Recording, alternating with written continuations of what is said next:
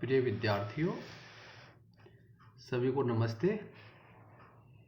मैं KR मीना से आचार्य राजनीति विज्ञान, राजकीय महाविद्यालय दौसा। गत टॉपिक हमने सुप्रीम कोर्ट के पावर एंड फंक्शंस के बारे में चर्चा की थी। आज हम न्यायिक पुनरावलोकन टॉपिक के ऊपर चर्चा करेंगे।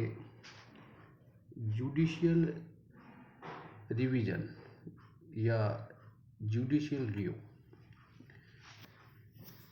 न्यायिक पुनरावलोकन न्यायालय की सर्वाधिक महत्वपूर्ण शक्ति है। न्यायिक पुनरावलोकन सिद्धांत का सर्वप्रथम प्रतिपादन अमेरिका के सर्वोच्च न्यायालय के भूतपूर्व न्यायाधीश मार्शल ने 1803 में बारबरी बनाम मेडिसन नामक प्रसिद्ध मुकदमे में किया था। न्यायिक पुनरावलोकन का अर्थ, मीनिंग ऑफ जुडिशियल रिव्यू। न्याय पुनरावलोकन का तात्पर्य है कि न्यायालय द्वारा कार्यपालिका के कार्यों की वैधता की जांच करना एवं कानूनों एवं नीतियों को असंवैधानिक घोषित करना जो संविधान के किसी अनुच्छेद पर अतिक्रमण करती है। न्यायालय को यदि लगता है कि कोई कानून या व्यवस्था संविधान की पुष्टि नहीं कर रहा है तो उसे रद्द का आदेश देती है। न्यायालय उसे अवैध घोषित कर सकती है। इसी प्रक्रिया को न्यायिक पुनरावलोकन कहा जाता है। देखिए, सिंपल साधारण अर्थ में हम ये कह सकते हैं कि कार्यपालिका के द्वारा बनाए गए कार्य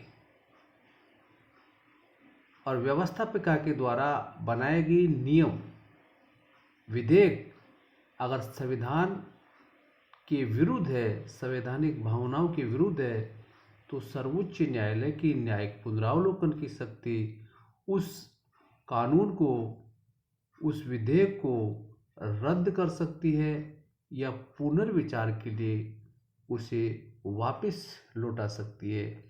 इसी को न्यायिक पुनरावलोकन की प्रक्रिया कहा जाता है। देखिए, कुछ डेफिनेशंस दी हैं संविधान निर्माताओं ने, विद्वानों ने। MB पायली जुडिशियल रिव्यू के बारे में एक डेफिनेशंस दे रहे हैं कि विधायी नियम को संवैधानिक या असंवैधानिक घोषित करने की न्यायालय की क्षमता ही न्यायिक पुनरावलोकन का सार तत्व है। अर्थात पायली कहते हैं कि व्यवस्थापिका कानून बनाती है। अगर कोई कानून संवैधानिक भावनाओं के विरुद्ध है तो न्यायिक पुनरावलोकन की शक्ति उसको रद्द कर सकती है या पुनर्विचार के लिए वापस व्यवस्थापिका के पास उस विधेयक को या उस कानून को लौटा सकती है। कार्विन एक विद्वान है, उन्होंने भी न्यायिक पुनरावलोकन की परिभाषा दी है कि न्यायिक पुनरावलोकन का अर्थ न्यायालयों के उस शक्ति से है जो अपने न्याय क्षेत्र के अंतर्गत लागू करने वाले व्यवस्थापिका के कानूनों की वैधानिकता का निर्णय देने के संबंध में तथा कानूनों को लागू करने के संबंध में प्राप्त है, जिन्हें वे अवैध और व्यर्थ समझते हैं। इस प्रकार न्यायिक पुनरावलोकन के माध्यम से ही न्यायालय संविधान का संरक्षक, अभिभावक और नागरिकों के अधिकारों का सजग प्रहरी और गारंटी कर्ता के रूप में कार्य करता है। देखिए, जुडिशियल रिव्यू संविधान का संरक्षक, अभिभावक और नागरिकों के मौलिक अधिकारों का सजग प्रहरी और गारंटी कर्ता के रूप में कार्य करने वाली व्यवस्था है।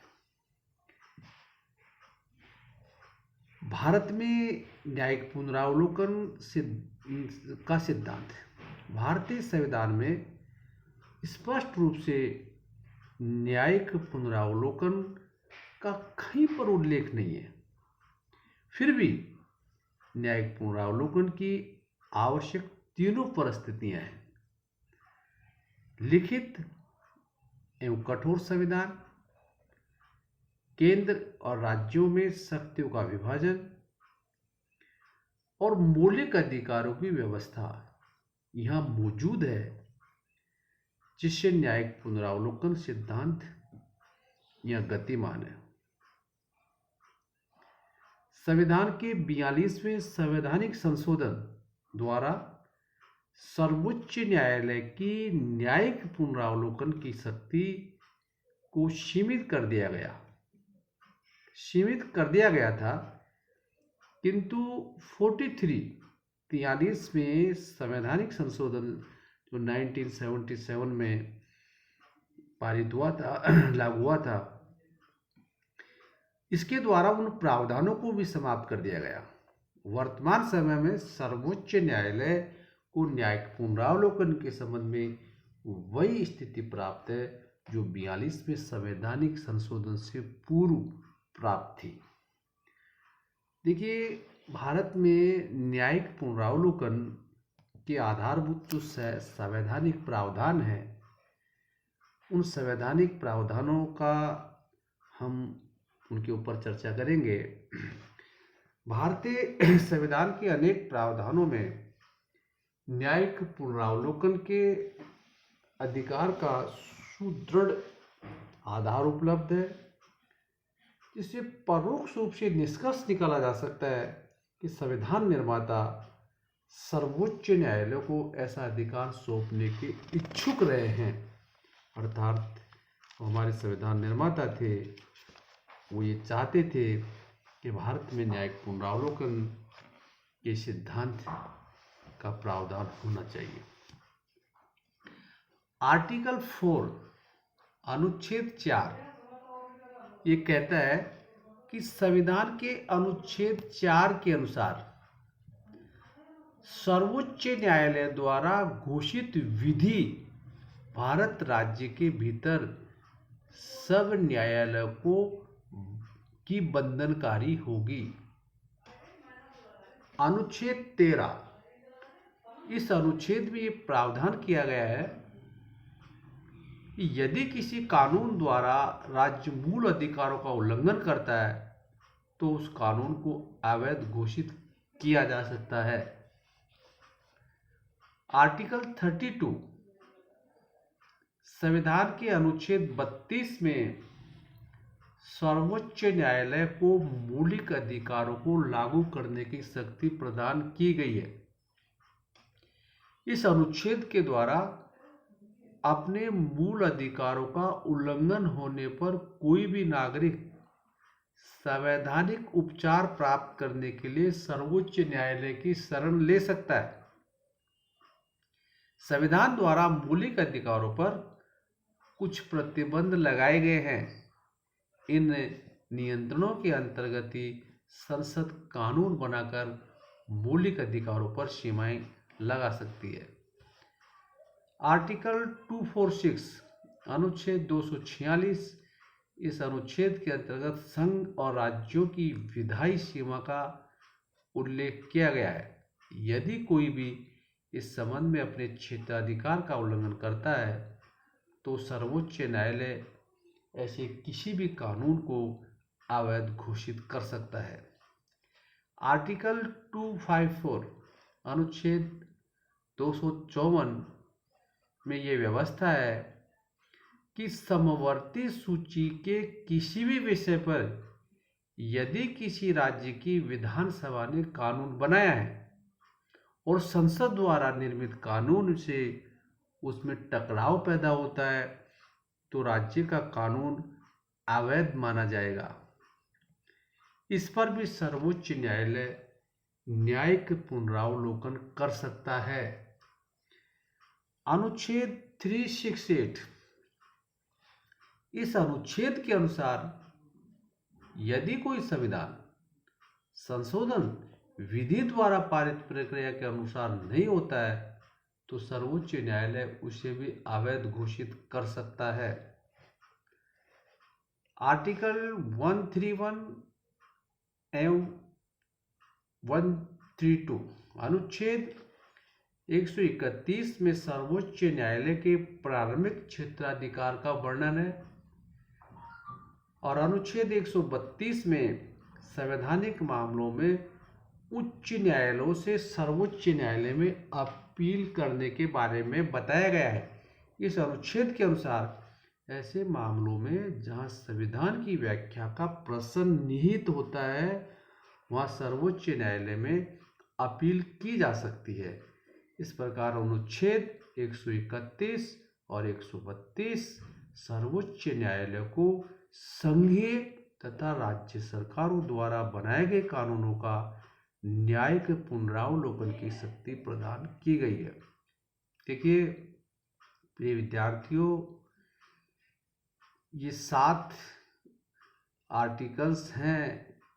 इन 7 आर्टिकल्स के तहत अगर किसी भी संवैधानिक व्यवस्था का उल्लंघन हो रहा हो, संघ राज्य में टकराव हो, नागरिकों के मौलिक अधिकारों का हनन हो रहा हो, ऐसी परिस्थिति में सर्वोच्च न्यायालय न्यायिक पुनरावलोकन की शक्ति प्रदान कर देता है। अतः इससे स्पष्ट है कि भारत में संसदीय संप्रभुता के बजाय संवैधानिक सर्वोच्चता के सिद्धांत को मान्यता दी गई है। इस कारण न्यायालय को संसद के कार्यों की वैधता की जांच करने की शक्ति प्राप्त है। उसे शक्ति संविधान के अनुच्छेद 13(2), 246, 32, 131 और आर्टिकल 132 अप्रत्यक्ष रूप से ये शक्तियां प्राप्त है। अतः हम ये कह सकते हैं कि सर्वोच्च न्यायालय केंद्रीय कानून और राज्यों के कानूनों की संवैधानिकता की जांच कर सकता है और वो स्वयं ही ये निर्णय करने की शक्ति रखता है कि कितने न्यायाधीशों की न्यायपीठ कानून की संवैधानिकता की जांच करेगी। प्रिय विद्यार्थियों, ये न्यायिक पुनरावलोकन के आधारभूत संवैधानिक प्रावधान के ऊपर हमने अभी आपके सामने चर्चा की। उसके बाद हम लेंगे भारत में न्यायिक पुनरावलोकन की प्रकृति। देखिए, भारतीय संविधान निर्माताओं ने अमेरिकी संविधान की शब्दावली कानून की उचित प्रक्रिया ड्यू प्रोसेस ऑफ लॉ के स्थान पर कानून द्वारा स्थापित प्रक्रिया प्रोसीड्यूर एस्टेब्लिश्ड बाय लॉ को स्वीकार किया है। इसका अभिप्राय यह है कि भारत में न्यायपालिका न्यायिक पुनरावलोकन के अंतर्गत अमेरिका की भांति प्राकृतिक न्याय या कानून की आत्मा के आधार पर कानूनों के औचित्य की समीक्षा न करे, बल्कि वो कानून के शब्दों के अर्थ के आधार पर उसकी समीक्षा करे। देखिए, भारत में न्यायिक पुनरावलोकन की जो प्रकृति है उसकी कुछ विशेषताएं हमारे सामने आ रही हैं, जो इस प्रकार है। विधायिक क्षमता का सिद्धांत। देखिए, इसे सार तत्व का सिद्धांत भी कहा जाता है। इस सिद्धांत के अंतर्गत न्यायालय को परीक्षण कर यह निर्धारित करने का अधिकार होता है कि जिस कानून का विरोध किया गया है, व्यवस्थापिका उस कानून का निर्माण करने का अधिकार है या नहीं। न्यायालय इस बात का निर्धारण करता है कि कानून बनाते समय विधानमंडल ने अपनी शक्ति का अति उल्लंघन या संविधान द्वारा लगाई गई मर्यादाओं का अतिक्रमण तो नहीं किया है। यदि ऐसा हुआ तो न्यायालय उसे असंवैधानिक घोषित कर सकता है। देखिए, इस क्रम में हम एक बात बताएंगे कि संसद पर सर्वोच्चता का एहसास कराते हुए उच्चतम न्यायालय ने 11 जनवरी 2007 के अपने फैसले में कहा था, भले ही किसी कानून को संविधान की 9वीं अनुसूची में शामिल कर दिया गया हो, किंतु यदि ऐसे कानून से संविधान के मूलभूत ढांचे को क्षति पहुंचती है या उसे नष्ट करता है, या वह कानून मौलिक अधिकारों का अतिक्रमण करता है, तो उसकी न्यायिक समीक्षा की जा सकती है। ऐसा प्रावधान संविधान में सर्वोच्च न्यायालय के द्वारा किया गया है। यद्यपि हम ये कह सकते हैं कि भारत में जो न्यायालय है, अमेरिका के सर्वोच्च न्यायालय की तरह निहित शक्तियों के सिद्धांत का विस्तार और विकास नहीं कर सकता, फिर भी सर्वोच्च न्यायालय के उन गौण विषयों को व्यवस्थापिका की विधायी क्षमता में स्वीकार किया है। इन्हें युक्तियुक्त ढंग से उसके अंतर्गत लिया जा सकता है। दूसरी विशेषता है न्यायिक पुनरावलोकन की पृथक्करणता का सिद्धांत। देखिए, इस सिद्धांत के अनुसार न्यायालय को कानून के वैध और अवैध दो भागों में पृथक करने का अधिकार है। यदि कानून का कोई भाग खंड या अंश संविधान के विरुद्ध होता है और शेष भाग संविधान के अनुकूल होता है, तो पूर्ण कानून को अवैध घोषित करने की बजाय केवल उस भाग, खंड या अंश को ही अवैध घोषित किया जाएगा जो असंवैधानिक है, और शेष भाग को प्रभावयुक्त व क्रियाशील घोषित कर दिया जाएगा। इस तरीके का प्रावधान किया गया है। तीसरी विशेषता है न्यायिक पुनरावलोकन की उत्तरोत्तर व्याख्या का सिद्धांत है। देखिए, भारत में सर्वोच्च न्यायालय ने उत्तरोत्तर व्याख्या के सिद्धांत को अपनाया है। सामान्यतः वह अपने पूर्व के निर्णयों को रद्द नहीं करता, परंतु नवीन तथ्यों के प्रस्तुत होने पर अपने अपने पूर्व के निर्णयों को रद्द किया है। इसके कुछ उदाहरण हैं, जैसे 1952 में शंकरी प्रसाद बनाम भारत राज्य के मुकदमे में न्यायालय ने अनुच्छेद 13 को अनुच्छेद 368 के अधीन स्वीकार करते हुए संसद के मूल अधिकारों में संशोधन करने के अधिकार को स्वीकार किया गया था। 1965 में सज्जन सिंह के मामले में इस दृष्टिकोण की पुष्टि की गई थी। 1967 में गोलकनाथ के मुकदमे में सर्वोच्च न्यायालय ने अनुच्छेद 368 को अनुच्छेद 13 के अधीन स्वीकार करते हुए संसद के मूल अधिकारों में संशोधन करने के अधिकार को अस्वीकार किया था। और 1973 में केशवानंद बनाम केरल राज्य के मुकदमे में भी अनुच्छेद 13 को अनुच्छेद 368 के अधीन स्वीकार करते हुए मौलिक अधिकारों को ही नहीं बल्कि संविधान के प्रत्येक अनुच्छेद में संसद के संशोधन करने के अधिकार को स्वीकार कर लिया। देखिए, इस तरह हम ये कह सकते हैं कि अब तक स्पष्ट संविधान के मूल ढांचे से संबंधित तत्व हैं भारत की एकता, अखंडता, संघात्मकता, संसदात्मकता, न्यायिक पुनरावलोकन आदि। लेकिन ये तत्व अंतिम नहीं है, और भी हो सकते हैं। इस प्रकार भारत में न्यायिक पुनरावलोकन की जो प्रकृति, समय की गति, नवीन तथ्यों और परिस्थितियों तथा स्वतंत्रता और निडरता के आधार पर विकसित हुई है। 1980 में मिनर्वा मिल्स बनाम भारत संघ के मामले में भी सर्वोच्च न्यायालय ने 42वें संवैधानिक संशोधन द्वारा अनुच्छेद 368 में जोड़े गए खंड 4 और 5 को अवैध घोषित करते हुए स्पष्ट किया था कि न्यायिक पुनरावलोकन की शक्ति संविधान की मूल आत्मा के अंतर्गत आती है, इसलिए संसद इसमें किसी तरीके का कोई संशोधन नहीं कर सकती है। देखिए, अगली जो विशेषता है न्यायिक पुनरावलोकन की संवैधानिक भावना का सिद्धांत।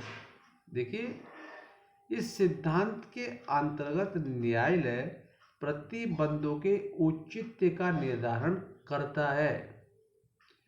जब व्यवस्थापिका या कार्यपालिका सार्वजनिक सुरक्षा व्यवस्था या राष्ट्रीय अखंडता और सार्वजनिक नैतिकता या स्वास्थ्य आदि के नाम पर नागरिकों के मूल अधिकारों पर प्रतिबंध लगाती है, तो न्यायालय इस बात का निर्धारण करता है कि वे प्रतिबंध वैध है या अवैध है। देखिए, अगली विशेषता आती है संवैधानिक परिकल्पना का सिद्धांत। इस सिद्धांत के अनुसार न्यायालय सामान्यतः ये मानकर चलता है कि व्यवस्थापिका अपनी शक्तियों का साधारणतः अति उल्लंघन नहीं करती और वह ऐसे किसी कानून का निर्माण कर सकती है जो संविधान की भावना के प्रतिकूल हो। इसके बाद लास्ट एक विशेषता और है संघीय पंथ निरपेक्ष और लोकवादी स्वरूप को सुदृढ़ करने का सिद्धांत। देखिए, राजस्थान, मध्य प्रदेश, हिमाचल प्रदेश की भाजपा सरकार को की बर्खास्त की 1992 के मामले में न्यायाधीश एस.आर. पांडियन की अध्यक्षता में बनाई गई संवैधानिक पीठ ने मार्च 1994 में जो निर्णय दिया उसकी मूल व्यवस्था इस प्रकार है। पंथ निरपेक्षता संविधान का मूल ढांचा है और उसके तहत राज्य सरकार को बर्खास्त कर राष्ट्रपति शासन लागू करना वैध है। किसी राज्य में राष्ट्रपति शासन लागू करने संबंधी मंत्रिमंडल की राय न्यायालय की जांच के अधीन है। केंद्र सरकार मनमाने तरीके से राष्ट्रपति द्वारा राज्य सरकार को बर्खास्त नहीं करवा सकती। इसका स्पष्ट संवैधानिक आधार होना चाहिए। इस प्रकार 1986 में भी राष्ट्रगान के मामले में उच्चतम न्यायालय का निर्णय संविधान की पंथ निरपेक्षता की धारणा की पुष्टि करता है। न्यायालय ने इस संबंध में ये निर्णय दिया था कि किसी भी व्यक्ति को जिसका धार्मिक विश्वास इसकी राष्ट्रगान गाने की इजाज़त नहीं देता, उसे राष्ट्रगान गाने के लिए बाध्य नहीं किया जा सकता। ऐसा करने से उसके अनुच्छेद 191 ए और अनुच्छेद 25 में प्रदत्त मूल अधिकारों का उल्लंघन होता है। इस निर्णय के फलस्वरूप एनएसएस स्कूल किडन्नूर केरल के तीनों छात्रों को पुनः प्रवेश दे दिया गया जिन्हें राष्ट्रगान न गाने के आधार पर स्कूल से निकाल दिया गया था। तो प्रिय विद्यार्थियों, ये थी जुडिशियल रिव्यू के बारे में हमने आज चर्चा की।